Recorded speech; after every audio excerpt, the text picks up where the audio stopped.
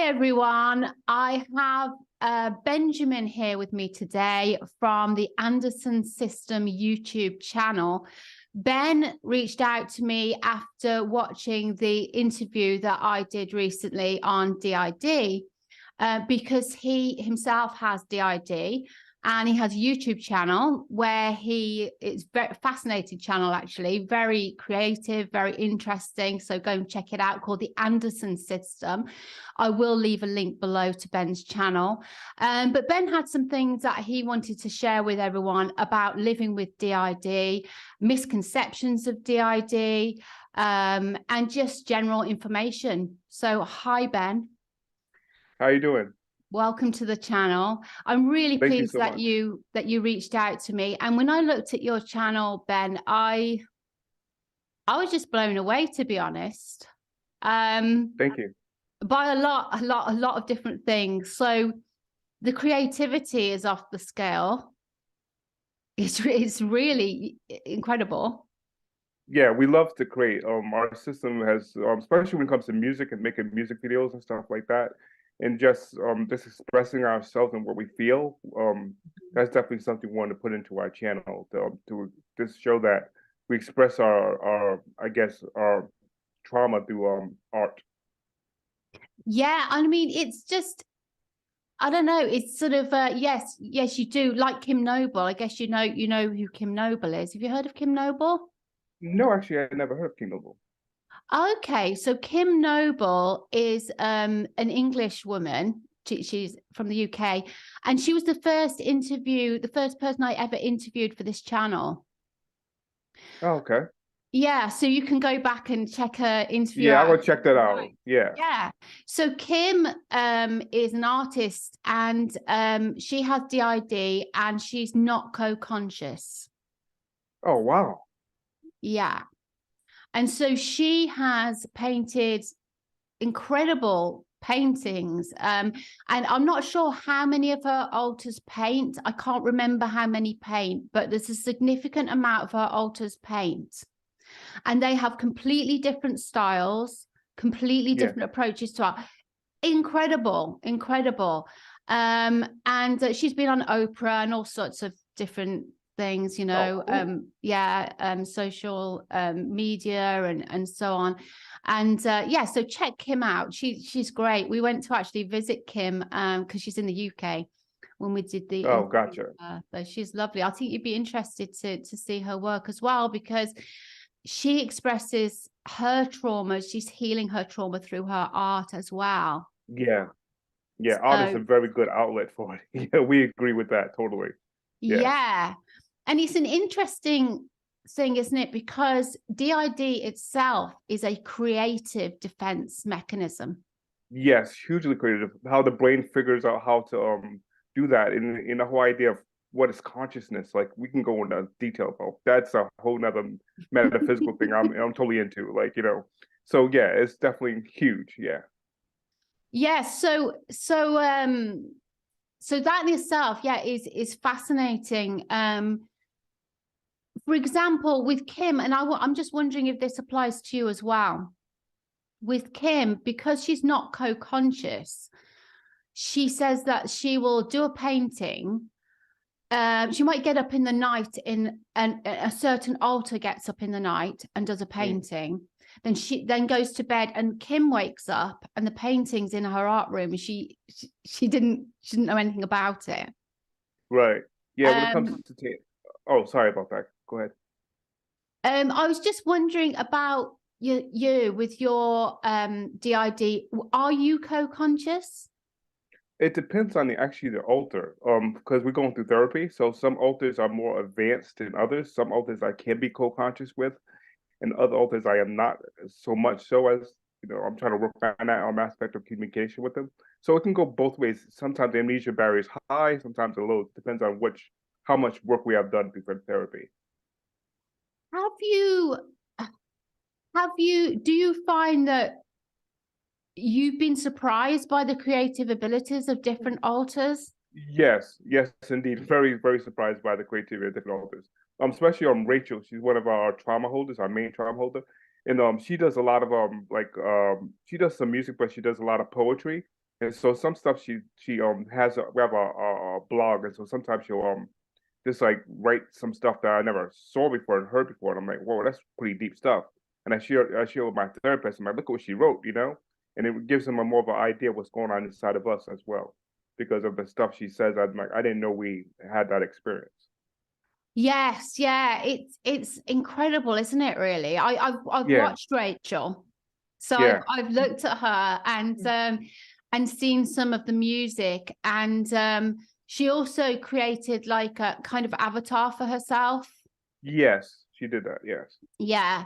And also as a major trauma holder, she's also she expresses anger as well, doesn't she, that needs to be yeah, expressed. a lot of anger. Yes, yes. Yeah. We have a podcast. I don't know if you heard the video that we did with the podcast. She really went pretty much to town about everything. She was pretty intense about the trauma and everything. She was like just unloading everything. I'm like, whoa, that's pretty intense.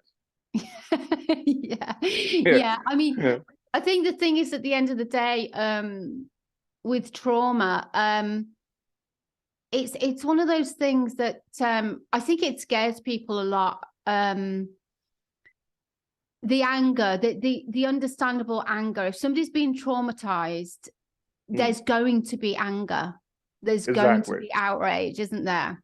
Yes, that's the normal response to trauma. Yes, it's anger, and healing is something you have to learn how to do. So yeah, Yeah. So I'm a big advocate for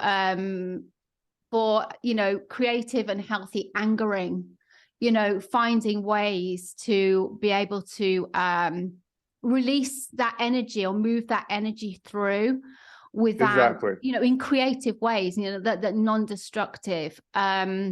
Exactly. That's the key word, non-destructive. I agree with that 100%. Yeah. Yeah. And it's entirely possible, isn't it? And Yes. yes, I think this is the thing that makes a lot of people shy away from dealing with their own trauma, and also shy away from people who have been traumatized, because it's this that they're afraid of the potentiality for destructive anger. Yes.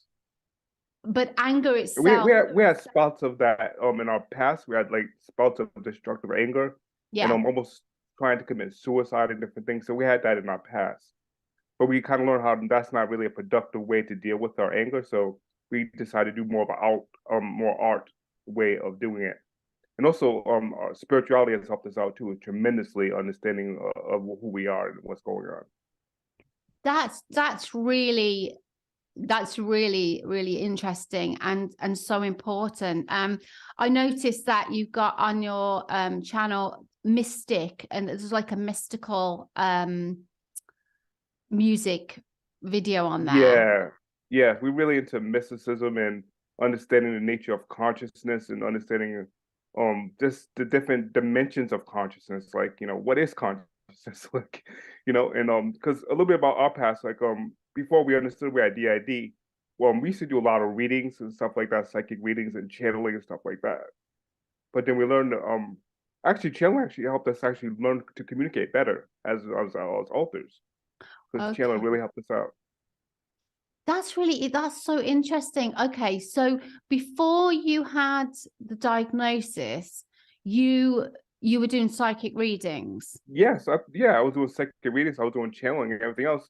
And I noticed there was a group of, I guess, quote unquote spirits. I know they were alters back then, but they was always staying inside of my body or inside of me.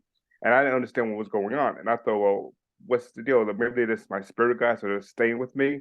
Or I didn't understand it until I went to a psychologist. But I also knew there was something else wrong, because I knew that those spirits had memories that were my memories, and I didn't understand what was going on until I was able to just search up, look online about the different. I just put the symptoms in Google, and dissociative identity popped up, and I decided to go to a therapist to see if that's the case. And after a few sessions, it took him maybe like a year or two to diagnose me. And he's like, "Here you go. I think you have DID." And I'm thinking, and then at first it took me for a loop. I'm like, "What's the difference between me chilling a spirit and an altar?" Because it's the same. It feels like the same thing in a Mhm, way because of mhm. the amnesia barrier. So if I'm trance channeling, sometimes I don't understand what's fully going through. But if I'm not trance channeling and it's just alters, it's kind of the same process. And Yeah. so I'm trying to figure out what's going on here with consciousness. Yeah, I mean, wow, yeah. Yeah, it's Yeah, sort of yeah, yeah, it's I mean, that's just such a great question. I mean, how do you differentiate? And the other yeah. thing is, I was going to ask you is, did your altars that you felt you were channeling, did they pick up stuff, psychic stuff? They did, Hmm. which is Hmm. pretty out there, but they did. And sometimes they'll tell me stuff that is almost like a psychic either prediction, or they can just like read energy really well. If I see a certain person, some of my protectors have like a more of a psychic cue and say that person's not really a good person to hang around with because they kind of like see their aura. And so to me, it's like, what is going on here? You know? So yeah, it definitely was hard for me. So actually, I actually stopped doing readings for a while, which I'm still not really doing as much because I'm trying to figure out, okay, okay, how do I know if it's an altar fronting, and then how do I know if it's just if there's someone's grandmother wants to speak to them? You know, like I'm still trying to figure this whole thing out. Yeah. How do you differentiate between the two? Exactly. Yeah, Yeah. I mean, it does make you wonder, doesn't it, about psychic ability, period. it does Like, hugely.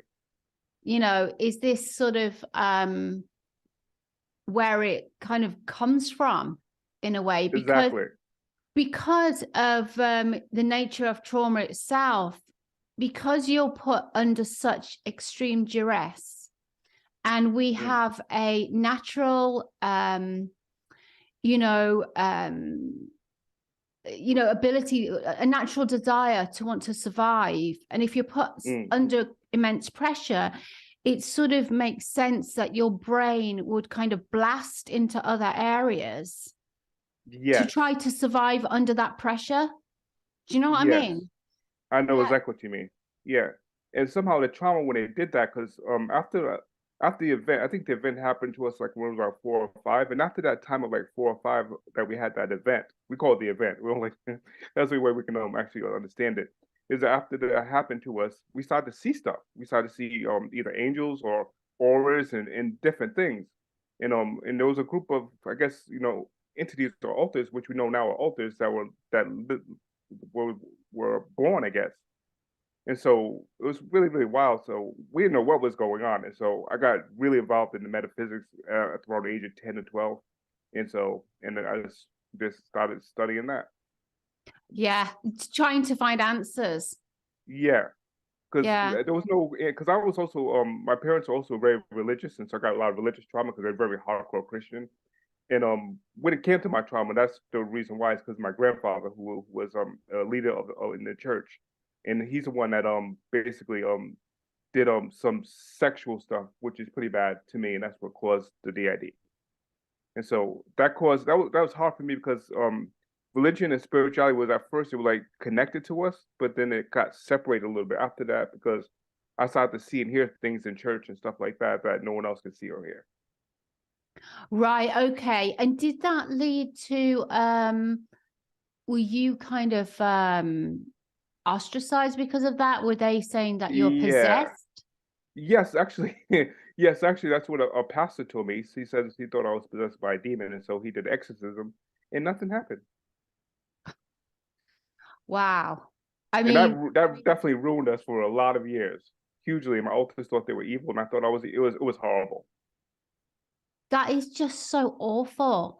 I mean, to Mm, think that, the DID came from trauma in the first place, and then to have mm, it to be sort of like it's like feeling as if the blame was being put on you, like there was something inherently wrong, which is what, exactly.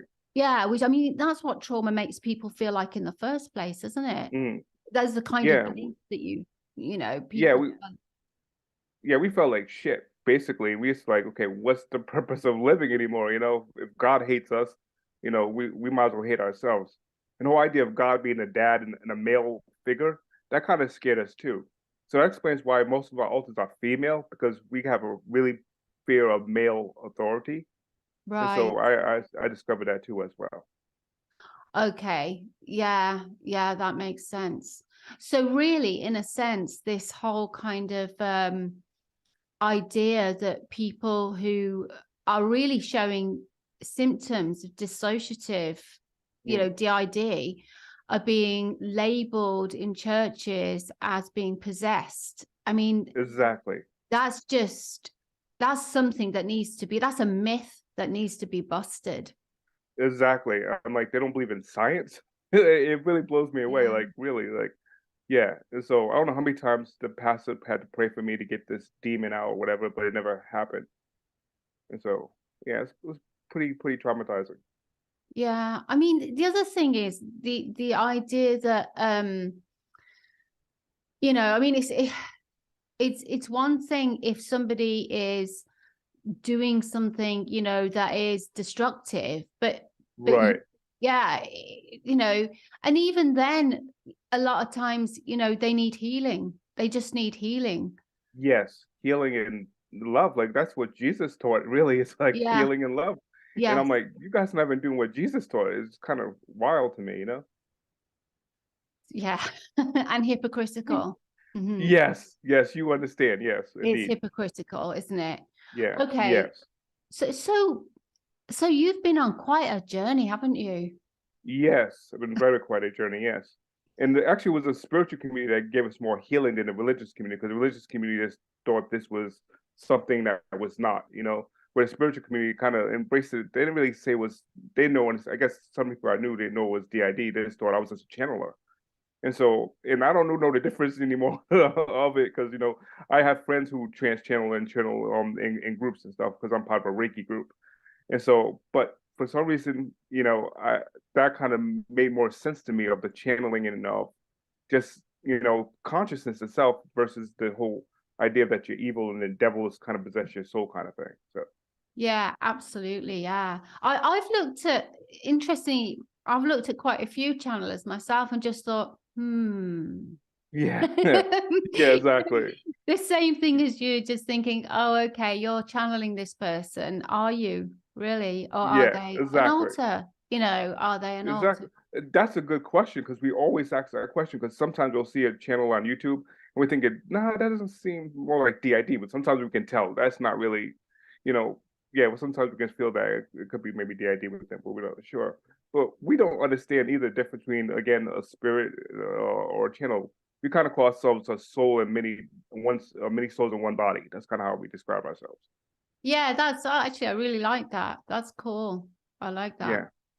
So, okay, so how did you come to find out that, so you were doing this channeling and you were also told at church that you possessed with a demon. Yeah.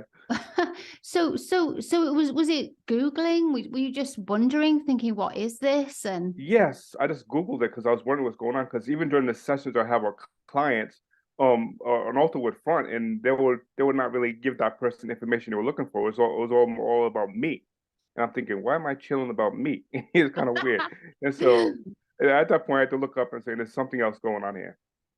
And so yeah, as I looked that up, just put the what I was feeling the dissociation, I was feeling the amnesia, and so I just put those in Google, and next you know, the DSM popped up, DSM-5, and it talks about DID. And I had one friend tell me previously, maybe like a couple of weeks before I put that into Google, she told me, I think you may have DID too. I'm like, no, she explained to me what DID was, multiple personality disorder, how it used to be called back then. I'm thinking, no, that doesn't make any sense. I don't think I got DID at all, because I thought it was weird, because I don't want to be one of those weird people that have like different people living inside of me. It kind of freaked me out, because I yeah. always seen like movies like Sybil and stuff like that. I'm like, oh no, I don't want to be that person. Well, yeah, I mean, this is the problem, isn't it, with this? This is a problem with the media and stuff Yeah, like this, and Hollywood, and sensationalizing or doing the opposite and making it something terrifying, yeah, and scaring people away from the truth and keeping yeah. people from healing, which is a Usually, disgrace. Yeah, it is. it really Yeah, is. yeah, because the media has no really good representation of dissociative identity disorder. Most people they're portraying mostly like killers, like the movie Split. Yeah, Like my yeah, authors have no desire to murder people. Like that's weird. So, no. yeah, They yeah. all that, yeah, the altars are formed just to survive, Yes. actually to survive someone else's violence. Exactly. I'm glad you said that. Exactly. That's what authors do. They had no desire to hurt anybody else. They wanted to survive. So exactly. I'm glad you said that. So with your so did you know anything about your trauma before? A little bit. I knew about my trauma because my mom says she took me to a specialist when I was maybe like 6 or 7. And the specialist told my mom I may have MPD, which is multiple personality disorder, when I was like 7. But Right. my mom didn't really follow up to give me the therapy I needed because my mom was dealing with so much stuff. Like she was basically on drugs 24/7. And so that's a whole nother thing that I think caused my trauma because of the neglect. She was never there. She was Yeah. always on the couch, pretty much drugged out. And so she never really kept up with the therapist who wanted to help me with which I know now is DID. Could have had help a long time ago, but Right. so I guess this diagnosis I have now is like my second one versus the first one I got in the early 90s. And so yeah, she didn't really help do anything to help me out. And she told me this a few years ago because now she's definitely rehabilitating off drugs and she really feels bad for what she has done to me.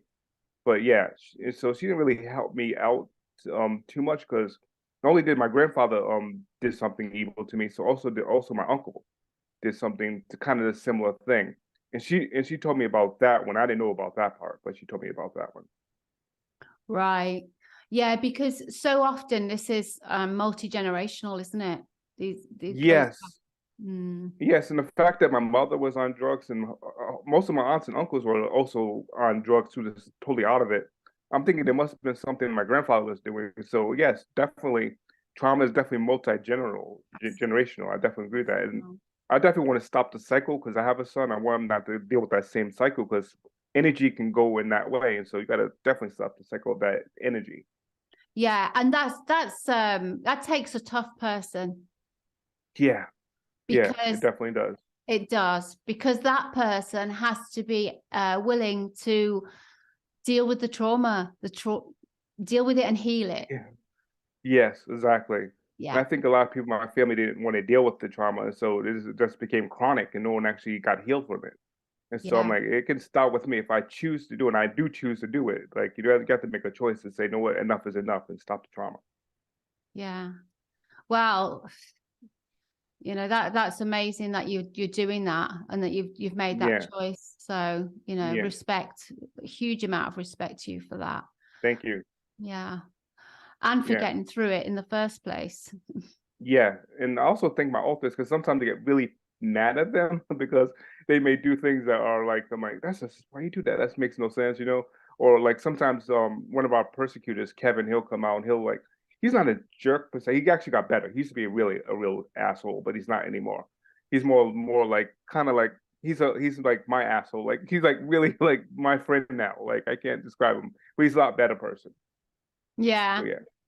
So did you find that how have you found therapy? Have you found that people are informed enough, open Oh, enough? actually, that's a good question. Yes. I'll actually could share with you my history of therapy because after that when I initially went to therapy when I was after 5 or 6 with my mom, she totally dismissed the MPT thing.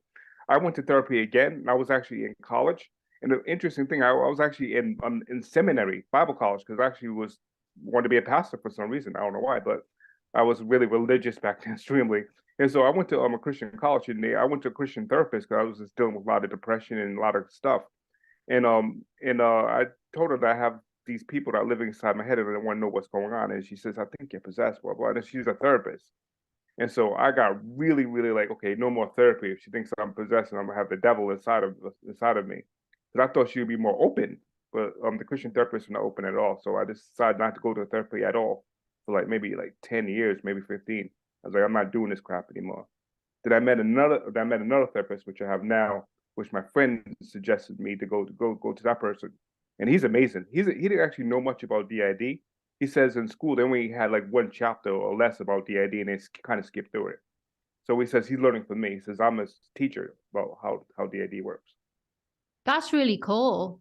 So Yeah, so you're not only breaking the cycle, you're also educating people, yes, therapists. Yeah, exactly. And it's great. He's willing to learn. So like I tell him my story. He's like, wow, I'm learning so much about DID and how alters work and how things work. So That's he's the fact that brilliant. he's open. Yes, it helps me out a lot. And I was afraid at first that we may front before him, and I was afraid that may happen, but it eventually did, and he was cool with it. And so he has like different relationships with Rachel, Nicole, or whoever may be fronting. He has this different kind of levels of relationship with them, which is great. So with your therapy, so you found a good therapist who was Yes. comfortable and Yes. also Actually, wanted to learn from you. Sorry, go on. yeah, yeah. Oh, yeah. Well, about that therapist, actually, how I found them out was through a client I actually did readings for. And she's like, and I told her about what's going on, and she's really cool because we have become like, she's more of a friend now than the client. And so she Yeah, suggested this therapist for me. She said, Adam, I think you should go see this therapist. And she said he's really interested. He's obviously a licensed therapist, but he's also open to spirituality and stuff about spiritual stuff. I'm like, oh, that's great. So I went to him, and she was right. It was exactly what we needed as a system. that's really cool. So that must have been so, I don't know, like relieving to you to actually be able to just be Yes. yourself, right? Yes, and also validating too, because we got so much in validation in the past about what's going on with us. Either they'll think that we have some weird demons are coming through us, or Yeah. that we're just faking it or something. So the fact that you have someone that is also that can just validate your experience heals you a lot. It really does a lot because you really think, okay, I'm not crazy. Something really is going on, and someone can actually help me get through this process. And so it really helped out a lot. That's really cool. Okay, so with the therapy, what's your therapy journey been like? Could you sort of describe it a little bit, like how it works and the benefits that you're gaining from it and the insights and stuff like Yeah, the benefits, yeah, I'll say we do it mostly online because our therapist, he used to live here in Portland, Oregon, but then he moved to North Carolina. And so now right now we're doing it online. That's how we kind of basically doing it. But he just basically just lets us, tell him what's going on through the week and stuff like that and how what's going on with us. And so it's kind of like an open-ended kind of therapy session where he does trauma work with us, but he doesn't get too deeply into it because he doesn't want to shut the authors down and shut me down. And so we don't get into the deep specifics of exactly what happened, from, frame to frame kind of thing. But so it helps us out a lot. So we can speak about our trauma in a general sense, and he kind of helps us work with that. And he's a really big guide to meditation, which we love meditation too as well. And so meditation actually helped us ground ourselves more because grounding is huge because trauma is energy. And so to ground that energy, it's really, really good to do that. Oh, yeah, that is so cool that you brought up meditation. Because yeah, absolutely. And it is, and it's like, yes, trauma creates ungrounded energy, doesn't it? Yeah, it does hugely. And so we learn, Ungrounded. yeah, so we're trying to learn how to work through the underground energy. Yeah. Yeah. So have you found, is your aim in your therapy to integrate? What's your aim? Yeah, that's a good question. Yes, authors do not want to integrate.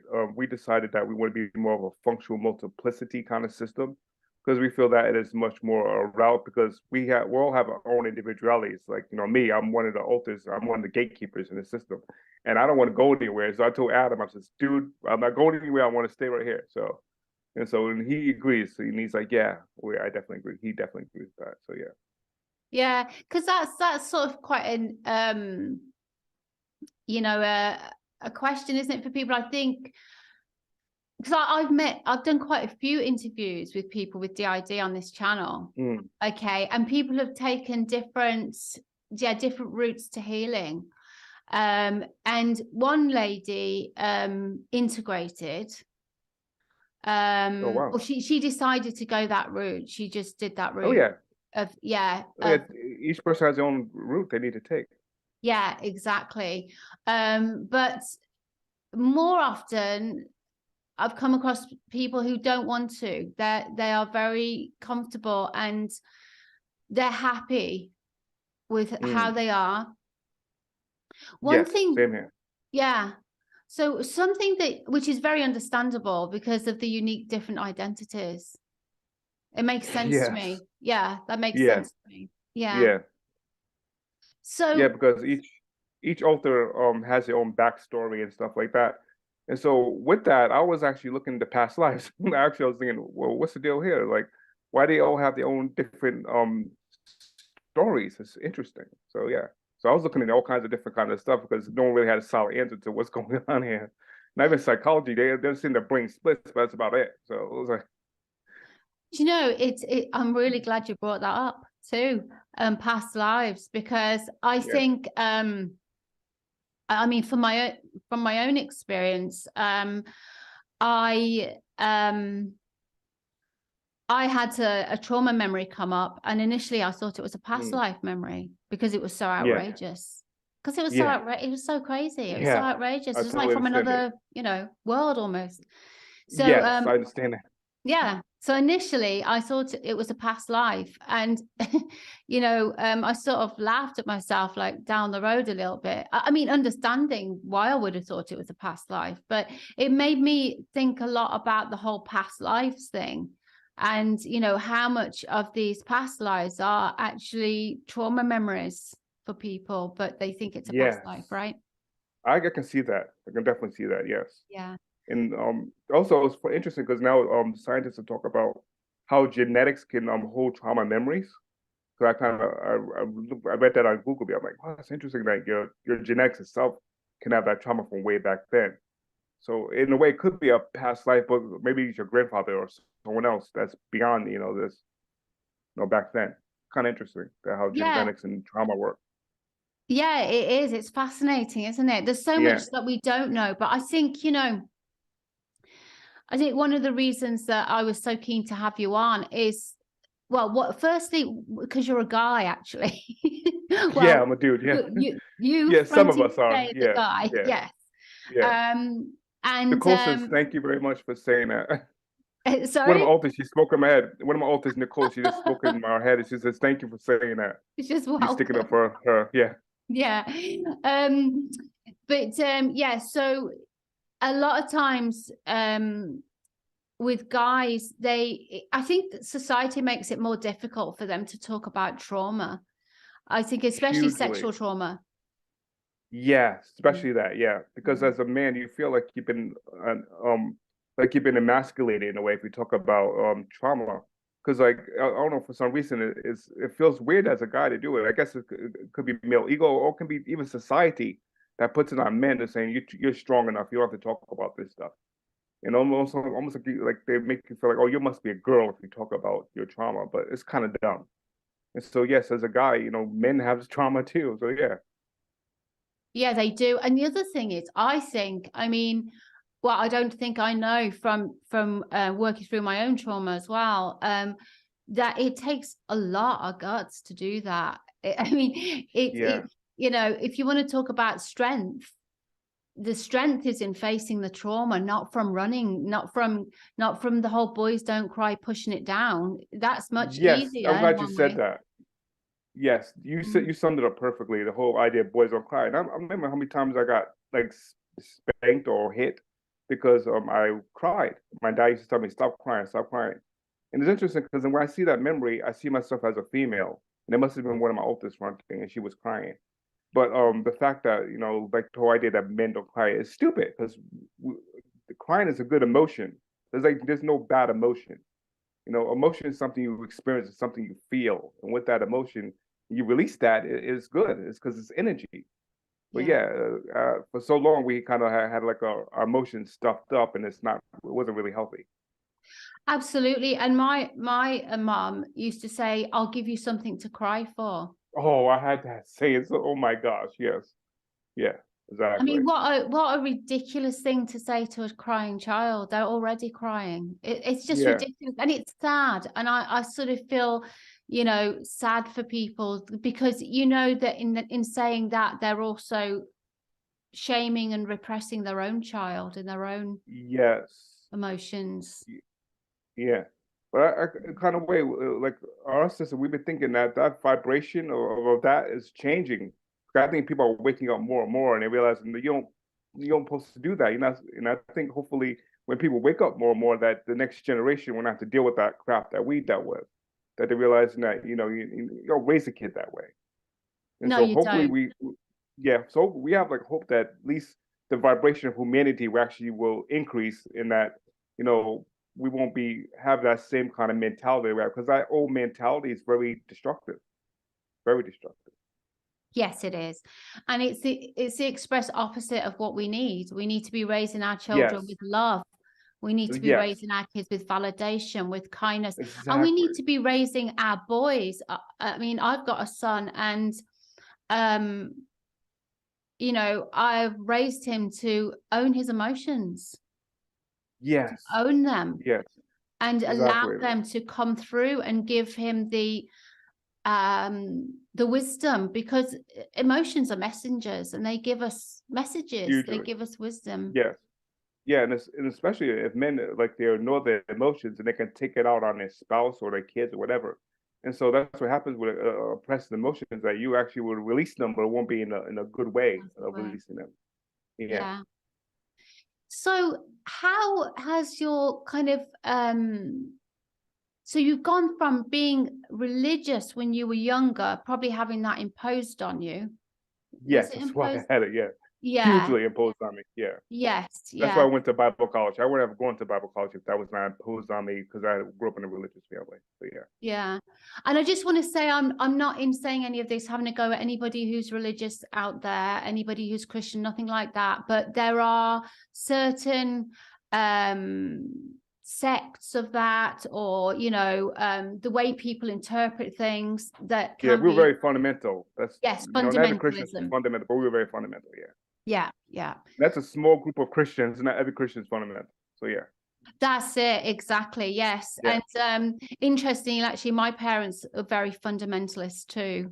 And it seems it's Oh yeah. a very unhealthy mindset, fundamentalism in anything, you know, Hugely. Yes, fundamentals in anything. I 100% agree. Yes.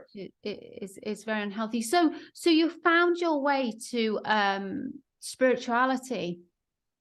Yeah, and it actually helped me out so tremendously because I didn't see God as a guy with a old guy with a beard sitting on a throne, but God to me became this cosmic consciousness. God was not even the He. That's even a bad term for God. God was the all, the I am, I guess you could say, to me. So God just was like everything. Basically, it was not just one particular individual, but God is an experience. Like I forgot that one quote says that we are spiritual beings experiencing earth or human existence kind of thing.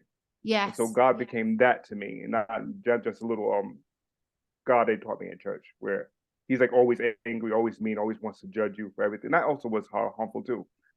God's always judging you, and Yes. so yeah, that's very destructive.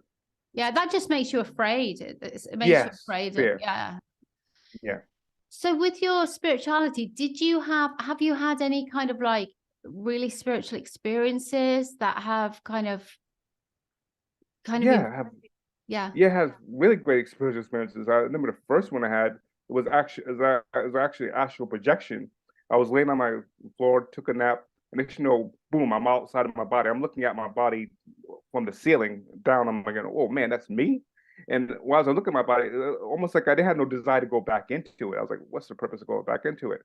And when I had that experience, there was another gentleman that was next to me. He must have been a spirit guy. I don't know, but he was a Native American gentleman.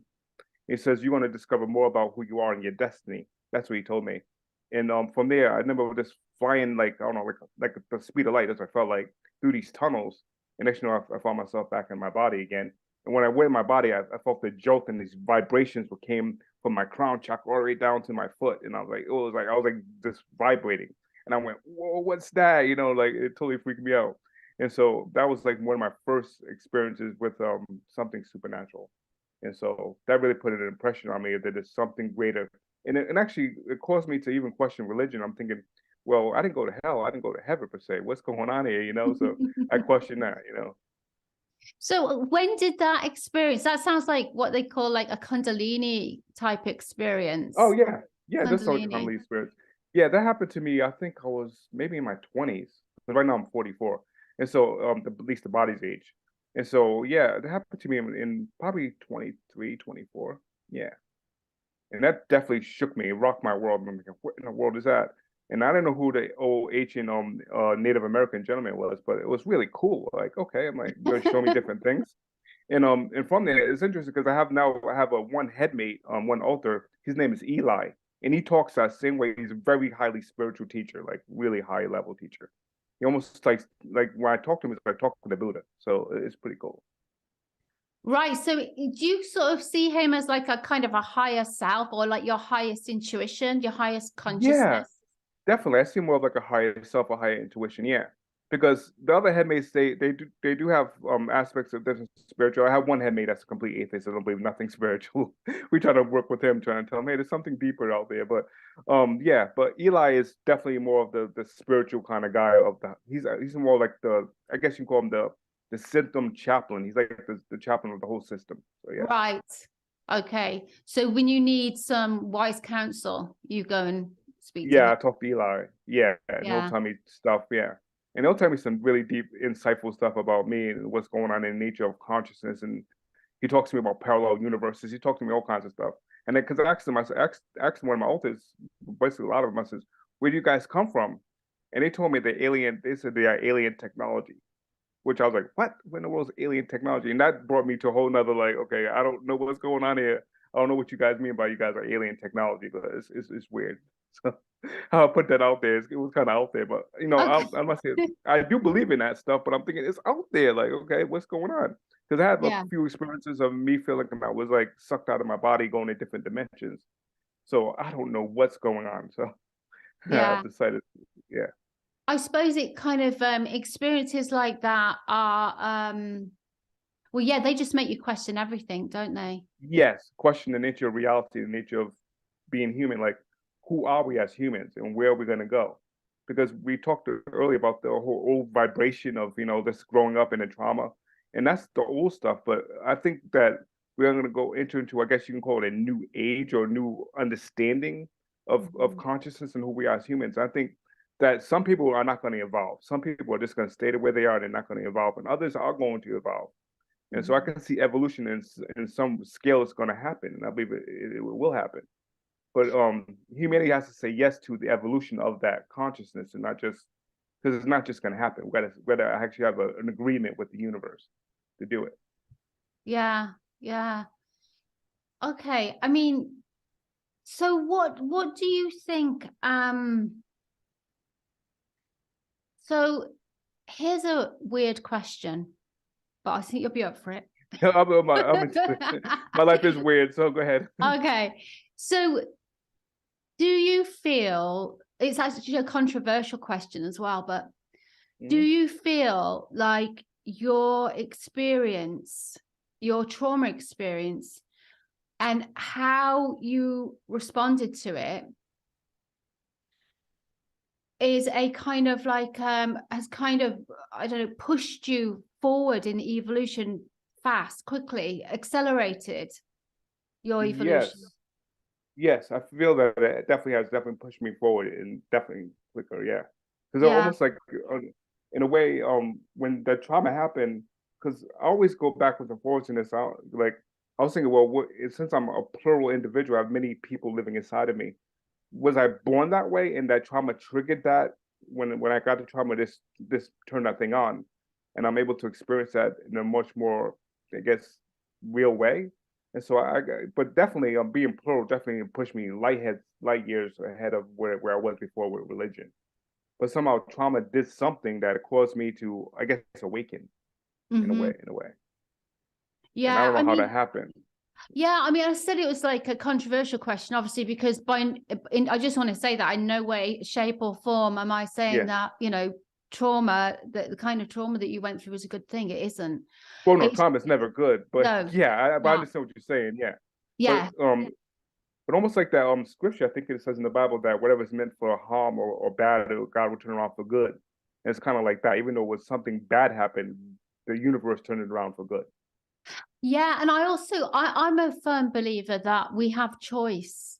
So Yes. I believe that we do have free will in the sense of how we respond to things. We might not always be able to, we can't dictate our life and know exactly what's going to happen to us, but we do have free will in how we respond to things. Yeah.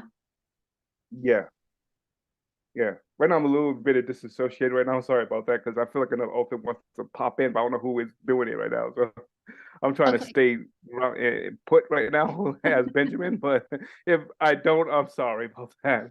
Well, So yeah, whoever wants to speak is very welcome. So if anybody wants to yeah. come Thank you for in, so much.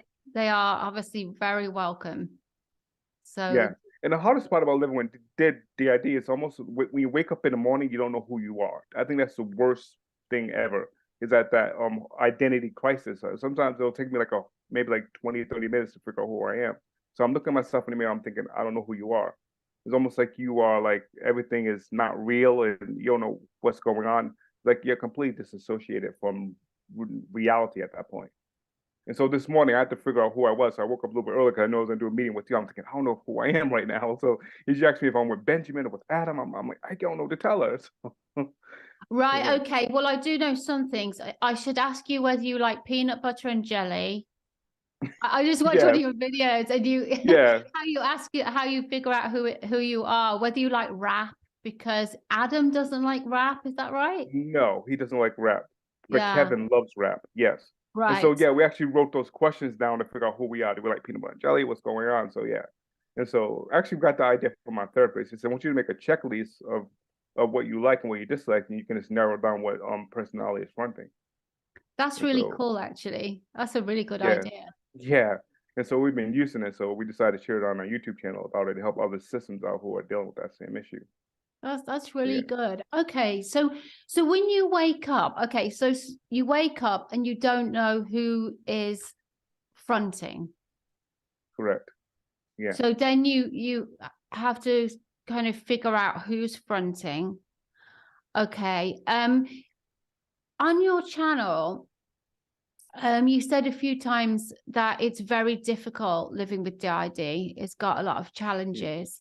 Huge challenges. Yeah. Mhm. Especially because our body's married, and so the wife has sometimes it can be really hard with Amy, my wife, that yeah, it can be really difficult for her because sometimes some alters she get along with, some alters she does not get along with. And so every time I wake up in the morning, she's next to me. She asks me who's here because she has no clue who's gonna be fronting for the day.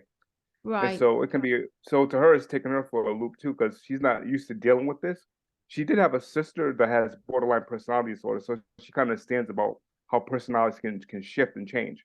So she has that as a backdrop. But dealing with DID, she says it's a little bit more of a challenge for her. So we're learning how to work through that. And so we also have family therapy sessions too, because I have my own individual session for DID. Then we have a family session for DID as well, so the whole family can understand what's going on with me. That's really good. Yeah, That is really good. Have you yeah. been married a long time? Yes, about 12 years. Wow. Yeah. Okay. So you did you get your diagnosis in that time period? I guess. Yes, Yeah. in that time period, yes. Because I told my wife she didn't marry Adam. She married another alter in our system named Robert. And Yeah. so she didn't know that she married Robert. Until Robert fronted, she realized, oh, that's the guy I fell in love with. That's the guy that I knew. She's like, that's weird. To her it was kind of strange. It was because she realized a different personality right away that was Robert. So and she didn't know his name was Robert. She thought it was Adam, but then she found out his name was Robert. So Okay, so this has been quite a ride for your wife as well. yes, All of hugely. this. Yeah. Yeah.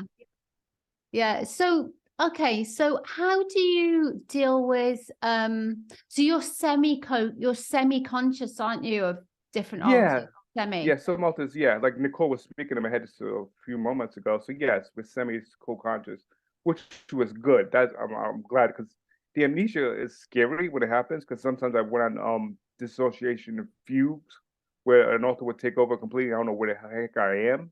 And that's scary. I don't like that. And so if we can learn how to lower the amnesia barriers, it feels so much more secure because it's kind of scary because I feel like how I explain it to my friends, like having DID is like living in a haunted house. Like stuff moves around, you don't know where things are at, and you're thinking, okay, where did I put that, whatever on the kitchen table, and you find out it's somewhere else because the altar moved it. And so it's kind of like living in a supernatural haunted house every day. So Right. it's definitely a ride. Wow. That's yeah. That gives, I think that gives a lot of insight, that description Yeah, of what yeah. it must be like. Yeah. What about working and stuff like that? Because you said Oh, something work about is hard. interview. Yeah. Yeah, interviews are hard. Yeah. When it comes to interviewing, sometimes it can be very difficult because, first of all, interview itself is very a nervous wracking thing because you really want the job. And Yeah. so when we interview, it's hard for me to actually pass sometimes the interview because I get nervous, and if I get too nervous, then another author will front and they'll have no clue what the conversation was about with the interviewer. And so the interviewer has to say, okay, they don't know, they don't kind of like are dumbfounded because they don't know what to say because the author is not actually continuing the conversation as much as it would. Before. Yeah, before, yeah.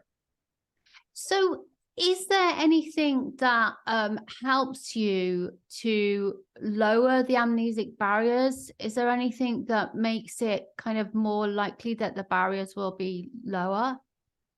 Yeah, when I talked to my therapist, Lynn, he told me basically to meditate. He gave me these five step breathing techniques that we can use to actually lower the amnesia and actually help ground us. Obviously, he keeps telling me grounding is the key to it. So just I guess meditation, because there's really no medication you can take with the idea. Yes, you can take medication for anxiety and stuff like, which we should probably get something made for anxiety, but there's nothing for DID specific. And so I guess that's the best thing to do for us is to meditate and actually try to think of positive thoughts and not, think about the doom and gloom, I guess, of the interview if we're actually interviewing for a job or whatever it may be. So yeah. So basically, I suppose feeling safe is obviously a key. Yes, feeling safe because the normal response is always a fight or flight response, which our brain has been trained to do since we were small. Yeah. And so if we have that fight or flight response and we feel nervous about something, we're going to leave the room and someone else is going to front that can deal with that issue. So yeah. Yeah. And the other thing, I'm just thinking about amnesia in general. I mean, I think there are certain plants, let's say, that can remove Yes, oh no, that lower that's the true. yeah, Oh yeah, definitely. yeah. Yeah, Mm, definitely. Because nature gives us a lot of things. So I definitely agree with that 100%. yeah, Yeah. yeah, And it's actually better than the laboratory stuff that man has made. Definitely. I definitely agree with that. yeah. So with the so how long was Eli out? Did you kind of how was there a big space between discovering different alters in therapy? Yes. The first one that I discovered, of course, was Nicole. She was the first one I discovered in the system because she's always around, and so I'm thinking, okay, Nikki's around, and so okay, she says don't call her Nikki, sorry, but yeah, Nicole was around, and so I discovered Nicole, and from Nicole I discovered the others. And Eli, I kind of discovered in the middle of a channeling session. Actually, that's how I discovered Eli, because he was just directed towards me, not anyone else in the room, and so that was kind of freaky to me. And so, and he's telling me about all my trauma and stuff. I'm thinking, why in the hell is this guy telling me about this trauma? I'm trying to actually do a session for a client that they're paying for, and so I'm thinking, Yeah. what's this going on with this? And so, yeah, so It's interesting, isn't it? Because if you're like doing a session for a client, then you're changing your brainwave state, aren't you? If you were channeling or doing something yes, like that, you're going into yes, like alpha brainwave state. yes. That is very true. That's interesting you mentioned about brainwave state because I've discovered that I can listen to like binaural beats or some kind of different kind of frequencies and different alters will front on different frequencies. And when you're channeling the same thing with spirit, the spirits are in different frequencies. And so it has to do with the brain waves and how it is matching different frequencies. Yeah, different frequencies are matching each other and therefore you gain You mean communication. almost as if they'd been programmed in at different frequencies? Exactly. Yes. And Mm. so I know that Nicole, she fronts at maybe 900 hertz or something like that. That if I put on something around there, boom, she'll come out because that's her frequency that she can tap into. So it's really That interesting. yeah, that is interesting, isn't it? So Yeah, I'm thinking my therapist doesn't know anything. I told him about that. He's like, man, that's really cool. I never heard that before. I'm like, yeah, you probably won't see that in the peer review journals, but that's where I've discovered.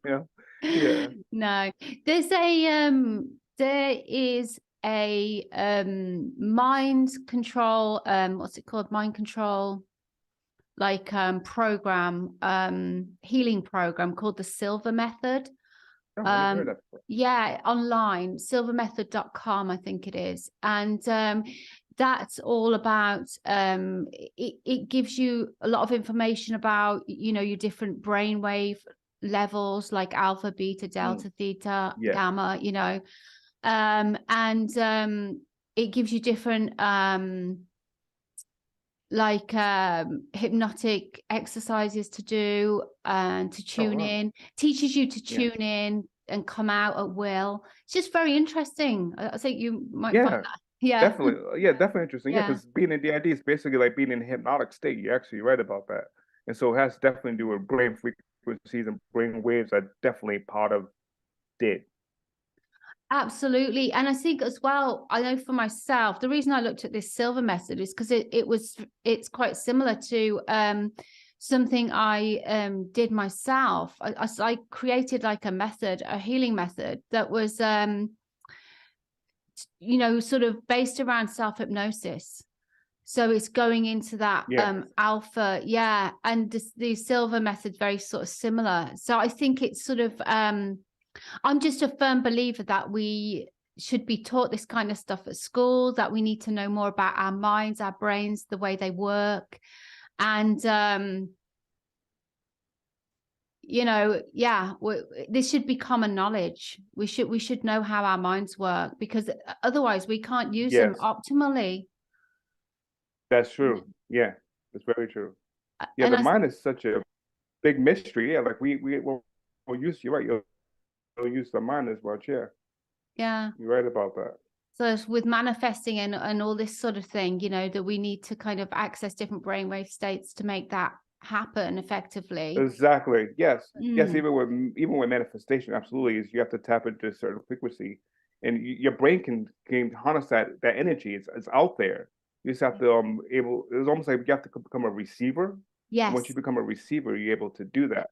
So, absolutely. Absolutely. It's very interesting that you said about being able to see auras and energy, because I've always been able to see auras too and energy around people. Wow. That is cool that you're able to see auras. Yes. So when did that start for you? Was you young when that happened, or? I don't know when it started. Like, I think I was probably very young, but I remember it. I first remember it when I was made to go to church when I was a child, and I was bored. Yeah. And so I was looking at the preacher, and there would be like an aura around him, and I could see it. That's cool. Because I was bored, you know. Yeah. So I'd just be staring at him, and your eyes lose focus a little bit because you're kind of going into different, going into a slightly different brainwave state, and then you can see the definitely. energy. Yeah. Exactly. That's how it happens. In an altered state of consciousness, you are able to tap into energy. Absolutely. So do you come from? That is very cool. I'm just really curious. Do you come from like a family of psychics, by any chance? Yes, actually. Yes, actually. I have a few aunts and great uncles that my mom actually told me about. And I used to do like seances and mediumship and stuff like that. And so I know that from the past, because my mother told me about that. And my grandfather, he's the one that introduced the family more into Christianity, so they kind of like lost that. But I know that from the past of my family that there were people who were into mediumship and channeling. Yeah. Okay. So I guess that kind of flew on my lap here, and I didn't know anything about it. That's who I was, ever since I was born. I was able to do those things, and trauma just accelerated it for some reason. But yeah. Yeah, I've heard that. I've heard that trauma accelerates or can accelerate these abilities as well. Yeah. So, so I can totally see with that background how the whole DID thing and everything would have been confusing, because you're already not the average Joe. Exactly. Exactly. Yeah, you've already got some unusual kind of abilities, let's say, and sensitivities. Yes. And because once I started to realize I had a DID, I had to contact other clients and say, well, I can't do readings for you anymore. And I have a couple clients like, I don't care if it's alter, just tell me something kind of thing. And so I said, okay. And so whatever the alter says, and it actually was like spot on. And like, they're like, that's cool that your alter knew that. I'm like, yeah, it's kind of cool and it's kind of scary at the same time. Because I don't know how my alter knows that. So yeah.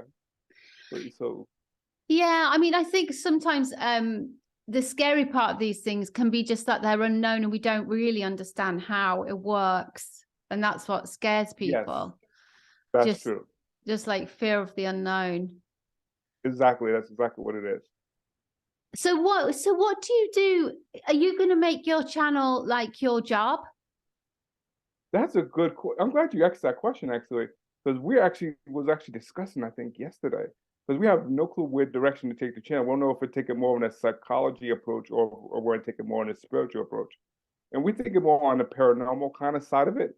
But because we know that not every system believes in spirituality and what's going on. Some people are just like so nervous about what's happening to them that they just want just the natural physical side of what the idea is, and so we don't want to alienate those systems either. And so we may do like a dual thing, saying yes, we understand psychology because psychology and spirituality they kind of like close, because your mind and spirit are very close, and so we might kind of do both, but we kind of want to take the idea more on the spiritual kind of understanding of it. And there's a lot of systems out there who are spiritual systems who understand who have this understanding. And we also are part of something called a plural association, and which is the owner of that is called a stronghold system, and they're very spiritual themselves. And so we're definitely learning. A lot of systems tend to lean a little bit more towards a spiritual understanding of it because what you learn in the psychology books isn't really it's good, but it doesn't really explain what's really going on with you. So yeah. Yeah, no, it doesn't, does it? I mean, you Yeah. sort of, we're mind, body, and spirit, aren't we? And I think, Exactly. Yeah. yeah, and I think when you've been put through extreme experiences, it's the spiritual part that gets you through it Yes, hugely. Yes. because your If it wasn't, physical. Sorry, go on. oh yes, because without that spirituality, you're right? I don't know where something bad could have happened to us easily. So spiritual part is huge. Yeah. Yeah, yeah. Yeah, because you can't do anything about your body when you're a little child. There's nothing you can do about your body if someone else is, Yeah. basically perpetrating. Yes. But your spirit is something you can kind of or can help you, I guess, in those Yeah. situations. Yeah, yeah. Yeah. So what Oh, what are some things that you really want people to know about DID and about living with DID? What things do you want people who don't have DID to know about it? that's a good question. Hmm. That's hard to live with. Very hard to live with. And that every day is an adventure with DID. Like especially just living life, just life in general. If you're a singlet, that means if you don't have any other people living in your head, life can be difficult. But with DID, it's like an extra kind of thing. So it's much more harder to get around, I would say. Yeah. And how would you like to see things change in terms of like the approach to treating people with DID from the medical point of view? That's a good question. We would like to see the medical community and the psychological community just embrace those people, not to fake claim them, not to say they're hysterical or something like that, but basically just to believe them and actually to help them out and help them move through the trauma. And some psychologists I think that the only end result is integration, which is not. Some systems don't want to integrate. Some systems want to stay plural, but they just want to learn how to live with it. And so just to be open with those people, and there's some people who want integration. That's fine if they want to go that route. But just to be open and be validating to those systems, which is very very huge. And sometimes the psychological communicate don't really want to validate people because I think they're afraid of it themselves.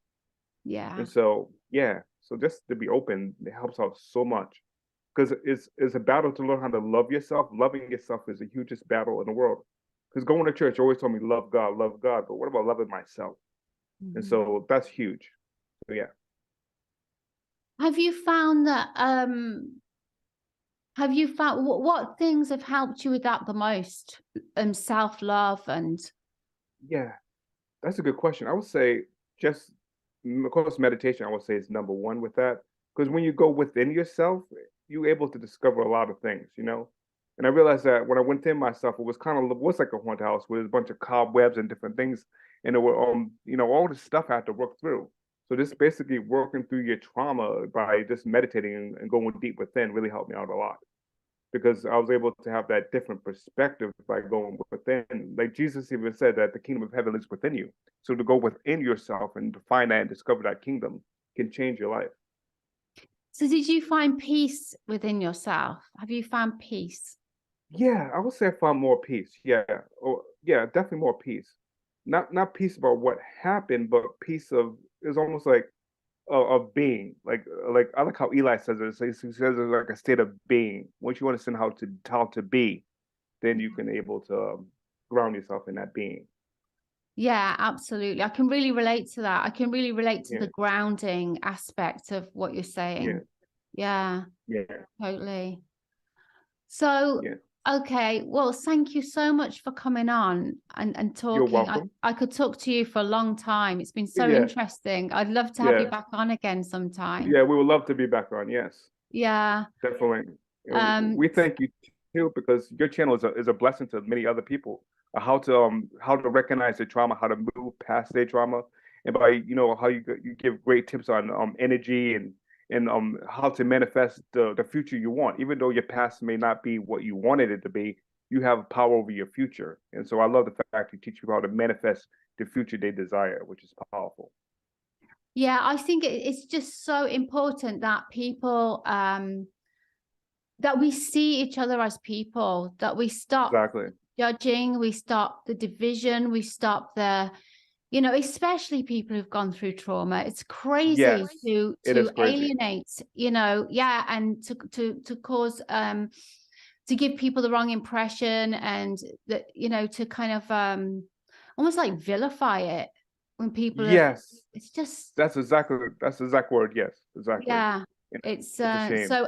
so yeah, I you know, I really welcome people who have the courage that you do coming on, and I'm really grateful that you're open for sharing. And for anyone who hasn't been on Adam's channel, it's called the Anderson System on Yeah, YouTube. Please go and check it out. You'll be very, very enlightened by it. I think it's one of those channels I could sit there for a long time. It's one of those I could spend a lot of time, you yeah. know, when you, Thank you. yeah, you've sat there for sort of half an hour, and you know, Yeah, and time goes quickly. So please go and check out his channel. It's really cool. And thank you again so much yeah. for your Oh, and one insight. more thing too is how we got the name the Anderson system was because of the doctor that diagnosed us. His last name was Anderson, and so I figured, oh, he Oh, diagnosed with DID, so we call ourselves Anderson system. So that's that's how really we cool. started.